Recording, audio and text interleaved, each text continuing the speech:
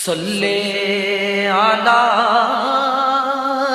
نبینا صلی علی محمد بسم اللہ الرحمن الرحیم۔ السلام علیکم، میں ہوں محمد عمر اور آپ دیکھ رہے ہیں یوٹیوب چینل دین کی باتیں۔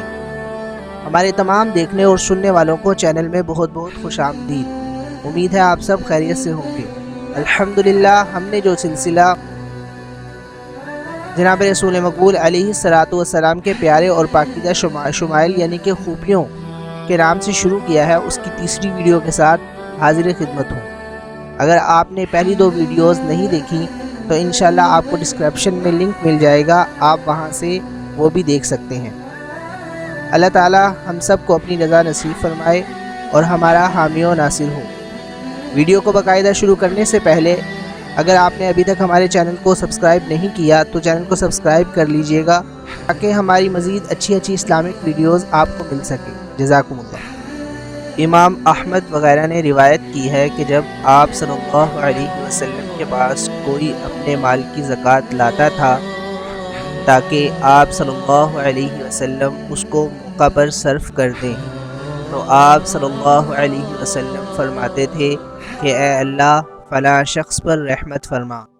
ہم کو بھی یہ طریقہ برتنا چاہیے کہ جب کوئی ہمارے ذریعے سے صدقات تقسیم کرائے یا کسی چندہ میں روپیہ وغیرہ دلائے تو ہم اس کو یہی دعا دیں۔ حکم نے حضرت عائشہ رضی اللہ تعالی عنہا سے بسند حسن روایت کی ہے کہ جب حضرت صلی اللہ علیہ وسلم کو کوئی خوشی پیش آتی تو فرماتے تھے الحمدللہ الذی بنعمتہ تتم الصالحات،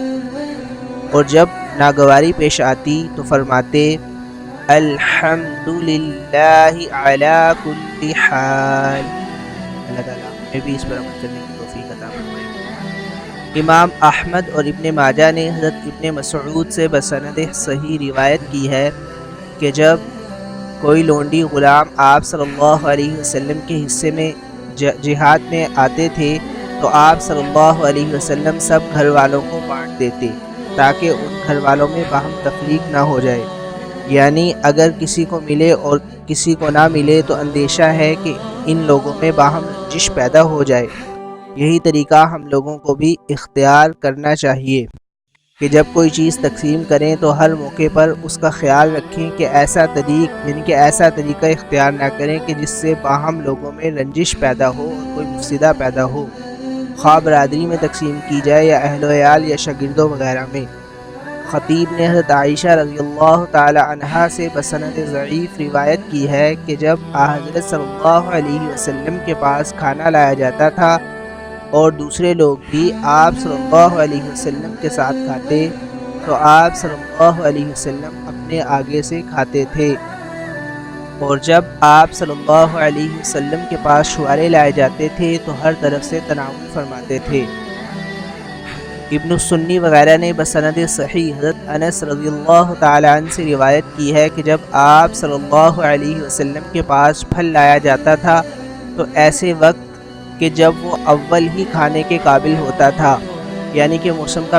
پہلا پھل ہوتا تھا، تو آپ صلی اللہ علیہ وسلم اس کو دونوں آنکھوں سے لگاتے، پھر دونوں ہونٹوں سے لگاتے اور فرماتے اللہم کما اریتنا اولہ فارینا آخرہ، پھر بچوں کو دے دیتے تھے جو آپ صلی اللہ علیہ وسلم کے پاس اس وقت بیٹھے ہوتے تھے۔ ابن عساکر رحمۃ اللہ علیہ نے حضرت سالم بن عبداللہ بن عمر اور حضرت قاسم بن محمد سے بطریق مرسل صحیح روایت کی ہے کہ جب حضرت صلی اللہ علیہ وسلم کے پاس وہ برتن لایا جاتا تھا جس میں خوشبودار تیل وغیرہ ہوتا تھا تو آپ صلی اللہ علیہ وسلم اس تیل میں انگلیاں تر فرما لیتے تھے، پھر اس کو جہاں لگانا ہوتا ان انگلیوں سے استعمال فرماتے تھے۔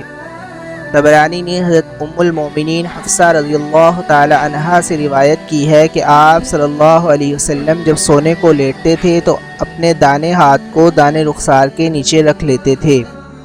شیرازی نے القاب میں حضرت عائشہ رضی اللہ تعالی عنہا سے بسند حسن لغیرہ روایت کی ہے کہ آپ صلی اللہ علیہ وسلم جب سر میں تیل لگانے کا قصد فرماتے تھے تو بائیں ہاتھ کی ہتھیلی میں اس کو رکھتے، پھر بھوؤں سے لگانا شروع کرتے، یعنی بھوؤں کو پہلے لگاتے، پھر دونوں آنکھوں پر لگاتے، پھر سر پر لگاتے۔ اور عزیزی میں ہے کہ منادی نے فرمایا ہے کہ ایک روایت میں ہے کہ رسول اللہ صلی اللہ علیہ وسلم جب داڑھی میں تیل لگانے کا قصد فرماتے یعنی کہ ارادہ فرماتے تھے تو پہلے دونوں آنکھوں پر لگاتے تھے، پھر داڑھی میں لگاتے تھے۔ احکر یعنی کہ جنہوں نے اس کتاب کو تالیف فرمایا ہے وہ یہ فرماتے ہیں کہ یہ روایت میری نظر سے نہیں گزری۔ ابو داؤد اور ترمذی نے اور طیالسی نے حضرت انس رضی اللہ تعالی عنہ اور حضرت جابر رضی اللہ تعالی عنہ سے بسند صحیح روایت کی ہے کہ آپ صلی اللہ علیہ وسلم جب پیشاب یا پخانہ کے لیے بیٹھنے کا قصد فرماتے تھے تو اپنے کپڑوں کو نہ اٹھاتے تھے جب تک کہ زمین کی جگہ سے جہاں فراغت فرماتے سے قریب نہ ہو جائیں، تاکہ بغیر ضرورت سطر نہ کھلے، کیونکہ سطر کھولنے کی ضرورت تو اسی وقت ہوتی ہے جب قضائے حاجت کے لیے آدمی بیٹھ جائے، سو پہلے سے سطر کھولنے کی کیا حاجت ہے؟ اس لیے آپ صلی اللہ علیہ وسلم عین ضرورت کے وقت سطر کھولتے تھے۔ ابو داؤد و نسائی اور ابن ماجہ نے حضرت عائشہ رضی اللہ تعالی عنہا سے بسند صحیح روایت کی ہے کہ جب آپ صلی اللہ علیہ وسلم جنب ہونے کی حالت میں بغیر غسل کیے سونے کا ارادہ فرماتے تھے تو وضو فرما لیتے تھے پھر سوتے تھے، اور جب ایسی حالت مذکورہ میں کھانے یا پینے کا قصد فرماتے تھے تو فقط دونوں ہاتھوں کو گھٹوں تک دھو لیتے تھے، پھر کھاتے پیتے تھے۔ حائض اور نفاس والی عورت جب پاک ہو تو اس کے لیے بھی یہی سنت ہے۔ الحمدللہ تیسرا حصہ مکمل ہوا۔ اس کی مزید ویڈیوز دیکھنے کے لیے ہمارے ساتھ رہیے گا، اور اگر آپ کو ہماری یہ کاوش پسند آئے تو ویڈیو کو لائک ضرور کیجیے گا تاکہ آئندہ بھی ہم آپ کے لیے اس طرح کی